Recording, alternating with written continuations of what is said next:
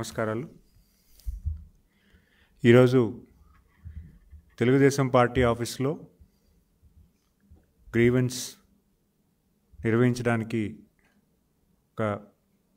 మాకు ఈ అవకాశం కల్పించిన చంద్రబాబు నాయుడు గారికి ముఖ్యంగా ధన్యవాదాలు తెలియజేసుకుంటున్నాం. ఎందుకంటే రాష్ట్రంలో గ్రామ స్థాయి కానీ, మండల స్థాయి కానీ, జిల్లా స్థాయి కానీ ఎటువంటి ఇష్యూ వచ్చినా పార్టీ ఆఫీస్ దగ్గరికి వచ్చి వాళ్ళ తాలూకా విన్నపం తెలియజేసుకోవచ్చు. మరి అలాంటి ఈ గ్రీవెన్స్ దీంట్లో ఈరోజు సుమారు 110 గ్రీవెన్స్ ఇష్యూస్ మాకు అభ్యర్థనలు ఏవైతే ఉన్నాయో అవన్నీ కూడా మాకు తీసుకొచ్చారు. అందులో దగ్గరగా 12 జిల్లాల నుంచి ఈరోజు రావడం జరిగింది. అందులో ముఖ్యంగా వచ్చే ఇష్యూస్ ఏంటంటే రెవెన్యూ ఇష్యూస్, గ్రామాల్లో నెలకొన్న వాళ్ళకున్న చిన్న చిన్న రెవెన్యూ ఇష్యూస్, గత ప్రభుత్వంలో కబ్జా చేయబడినవి ఇప్పటి వరకు కొంచెం పరిశీలి చేయాలి, వాటిని రెక్టిఫై చేయాలి, మీరు ఎట్టి పరిస్థితుల్లో మా భూమి మాకు అప్పచెప్పాలని మా దగ్గరికి వచ్చి కోరడం జరిగింది.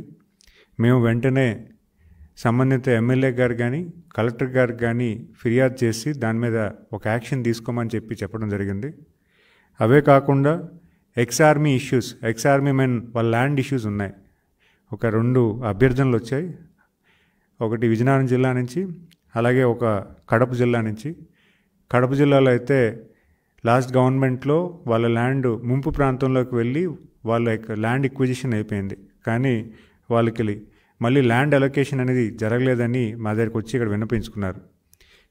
కడప కలెక్టర్ గారికి ఫోన్ చేసి చెప్పడం కూడా జరిగింది. ఎట్టి పరిస్థితుల్లో ఇష్యూని చూడమని చెప్పి అది ఏ రకంగా సాల్వ్ చేయమని వాళ్ళకి చెప్పడం కూడా, డైరెక్షన్స్ కూడా ఇవ్వడం జరిగింది. అలాగే సంబంధిత మంత్రి అయినటువంటి సెర్ప్ అండ్ ఎంఎస్ఎంఈ మినిస్ట్రీగా నేను ఉన్నాను. సంబంధిత ఇష్యూస్ కూడా నాకు తీసుకొచ్చారు. ముఖ్యంగా పెన్షన్ ఇష్యూస్ వచ్చాయి. పెన్షన్లో లాస్ట్ గవర్నమెంట్లో అనార్కుల కింద వాళ్ళని పెన్షన్ డిస్క్వాలిఫై చేసి పెన్షన్ ఆపేయడం జరిగింది. వాళ్ళని మళ్ళీ మాకు పెన్షన్ ఇప్పించాలని కోరుకుంటూ ఇక్కడికి రావడం జరిగింది. అయితే మేము కావాల్సిన ఏదైతే ఉందో వాళ్ళ దగ్గర ఫిర్యాదు తీసుకొని పెన్షన్ డిపార్ట్మెంట్ కూడా డైరెక్ట్ చేశాం. అలాగే కొంతమందికి పెన్షన్ కొన్ని రోజులుగా రాని వాళ్ళకి కూడా మళ్ళీ అప్లై చేయమని చెప్పాము. తర్వాత ఎంఎస్ఎంఈ ఇండస్ట్రీలో కూడా ఇన్సెంటివ్స్ ఏవైతే ఉన్నాయో గత ప్రభుత్వం పూర్తిగా ఇగ్నోర్ చేసింది. మా ఇండస్ట్రీ ఇప్పుడు కొంచెం ఎట్టి పరిస్థితుల్లో మీరు సేవ్ చేయాలని వాళ్ళు కొంచెం కోరడం జరిగింది. ఆ ఇష్యూస్ కూడా మేము పర్సూ చేస్తున్నాం. ఇన్సెంటివ్స్ ఏ రకంగా ఉన్నాయో వాటిని వ్యాలిడేట్ చేసుకొని కొంత వ్యవధిలో వాళ్ళకి సమకూర్చే విధంగా మేము పనిచేస్తామని చెప్పడం జరిగింది. అదేవిధంగా కొన్ని ఇండస్ట్రీస్కి లోకల్ ఇష్యూస్ ఉన్నాయి.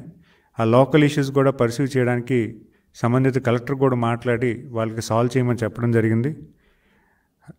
అదే కాకుండా కొన్ని పోలీస్ ఇష్యూస్ ఉన్నాయి. ముఖ్యంగా కడప జిల్లాలో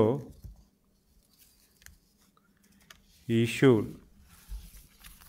ఒక మైనారిటీ, ఒక షెడ్యూల్ క్యాస్ట్ ఎవరైతే ఉన్నారో ఆయన మీద ఇంటిలో పనికి రాలేదని చెప్పి పడుకున్న వ్యక్తి మీద ఒక ఆయిల్ పోసి ఆయిల్ పూర్తిగా బాడీ బర్న్ట్ అయ్యే విధంగా వ్యవహరించిన అక్కడ తీరు మీద పోలీస్ స్పందించకపోతే వెంటనే మేము అక్కడ లోకల్ పోలీసుకి అలాగే మినిస్ట్రీ గారు కూడా చెప్పి కొంచెం అర్జెంటుగా పర్సూ చేయమని చెప్పడం కూడా జరిగింది. వెంటనే వాళ్ళు రెస్పాండ్ అయ్యి వాళ్ళ మీద ఎవరైతే ఈ యాక్షన్ ఏదైతే చేశారో వాళ్ళ దృష్టి కూడా తీసుకెళ్ళి వాళ్ళు పర్సూ చేయడానికి ముందుకెళ్తున్నారు.